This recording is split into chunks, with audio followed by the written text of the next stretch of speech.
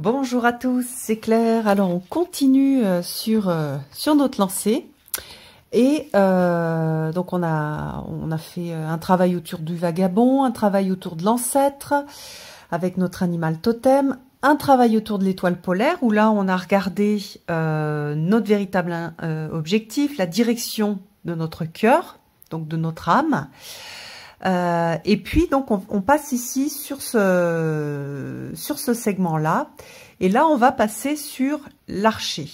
Alors l'archer, c'est celui qui va nous donner en fait cette idée de se focaliser sur son désir profond. Donc avec l'étoile polaire, on a cherché en fait quelle direction prendre, quelle direction viser, et après avec l'archer, on va être sur comment est-ce que je fais pour viser cette direction. Quel type de travail au niveau de la volonté, qu'est-ce que je dois vouloir faire, quelles sont peut-être les techniques aussi que je vais utiliser pour focaliser mes désirs. Donc on est sur cette métaphore de l'archer qui est, je trouve, hyper intéressante dans ce jeu-là. Donc vous voyez que c'est très différent, par exemple, d'un tarot de Marseille. Même si on a cette idée dans le tarot de Marseille aussi, ou dans un tarot plus classique, du chariot et de la direction à prendre. Et comment je prends les rênes, en fait, de mon chariot. Là, on a qu'est-ce que je vise. Donc, on est bien sur cette idée de... et à mettre aussi en lien avec le tirage précédent. C'est-à-dire, voilà voilà mon objectif. Et après, comment est-ce que j'y vais? Quels sont les outils que je vais utiliser pour me focaliser sur ce désir, sur cette direction de cœur. Donc après, on va faire pareil. Hein, on va tirer 3 cartes. Alors, juste pour prendre un autre exemple de tarot, que j'ai pas encore vu, j'ai vu personne qui l'avait choisi. On peut utiliser le tarot of the She parce qu'on est aussi dans la tradition celte. D'ailleurs, j'avais pas fait attention. C'est aussi une occasion pour revisiter certains jeux. Il est préfacé par John Matthews. Donc les She, ce sont ceux qui habitent l'autre monde, un monde parallèle qui est très en lien avec nous, et avec lesquels on a pas mal de liens. C'est le monde des fées, donc on peut très bien l'utiliser celui-là. Donc je vais faire pareil. Je vais prendre mon tarot. Alors, je vais vous le montrer comme ça. Donc je vais le mélanger. Et puis, une fois que j'ai bien mélangé, donc pareil, j'essaye de me mettre un peu en méditation. Quand je mélange, je peux, si j'ai envie, allumer une bougie. Donc là, ça ne sera pas mon tirage. Hein. La dernière fois, c'était mon tirage, mais là, ça ne sera pas mon tirage, puisque j'ai décidé, pour mes tirages, de n'utiliser que le tarot de la forêt enchantée. Mais bon, c'est pour vous donner un exemple. Voilà, donc je vais mettre 3 cartes. Hop, 1, 2 et 3. Et tac. Et puis dans cette optique de réponse à cette question de comment est-ce qu'il va falloir que je m'y prenne, comment je vais bander mon arc et qu'est-ce que je vais viser. Hein, on voit bien au niveau de l'image.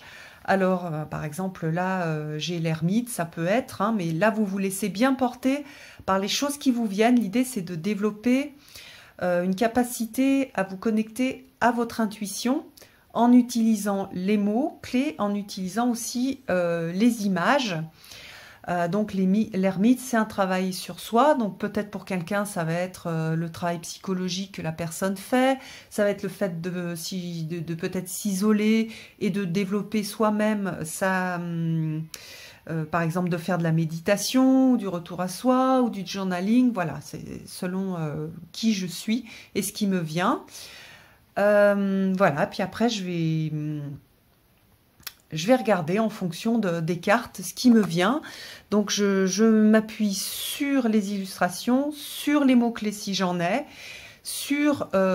et après, je peux aller voir dans le petit livre. Mais commencez par l'illustration, par le mot-clé, par ce qui vous vient. Commencez à écrire sans vous sans vous dire, ah bah non, ça je devrais pas, oui, est-ce que ça c'est bien ou pas. Écrivez, lancez-vous. Ensuite, vous pouvez compléter en allant voir ce qu'il y a dans le guide. Mais dans le guide, il n'y aura pas tout. Dans le guide, c'est aussi une façon de vous guider. S'il y a des choses dans le guide qui ne vous plaisent pas, ça veut dire que ça ne vous correspond pas et que ce n'est pas votre interprétation. Voilà. Donc voilà, au niveau de l'archer, je voulais vous dire quelque chose aussi auquel j'ai pensé. Oui, par exemple, moi, sur mon étoile polaire, donc vous voyez que moi, pour l'instant, je fais au brouillon. Oups, je peux pas vous le montrer avec les... Voilà, j'avais mis... donc j'avais l'As d'arc, le 4 d'arc et le 8 de flèche. Donc j'avais commencé à mettre des mots-clés et puis j'ai mis à préciser parce qu'il n'y avait rien qui me venait. Et puis ensuite, je me suis posée. Et un jour après, je me suis mise à écrire d'autres choses. Et vous voyez comme c'est écrit, je fais pas de la littérature, je fais pas des super belles phrases. Là, c'est tout du brouillon, c'est pas très propre. D'ailleurs, je pense que je vais le remettre au propre en mettant après des choses jolies autour. Mais pour l'instant, l'idée, c'est le contenu, c'est pas la forme. Voilà. Donc tout ça pour vous dire que s'il y a une carte qui vous parle pas trop sur l'instant, vous pouvez la garder et la reprendre dans un deuxième temps, voilà, pour retravailler dessus.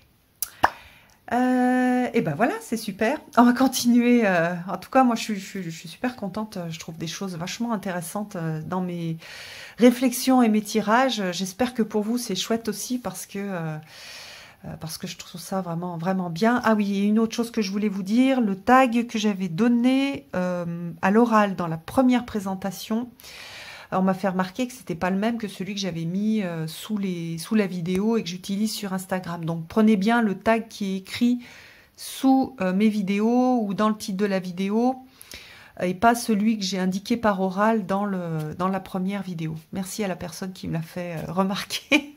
Pour pas qu'il y ait trop de bazar.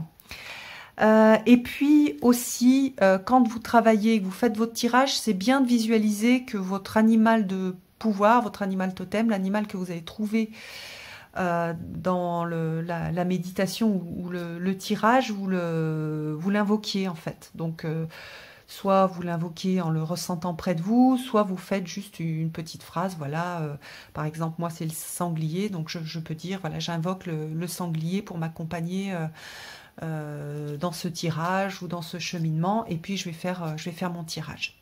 Donc vous pouvez aussi sortir une illustration, vous n'êtes pas obligé non plus d'avoir un oracle sur les animaux, vous pouvez soit imprimer une image, par exemple, ou juste penser à l'animal. Voilà, et puis merci à toutes les personnes qui suivent et qui partagent. Je trouve ça super riche. Voilà, il y a des gens qui ont des animaux comme des chenilles ou des animaux un peu originaux qui sortent.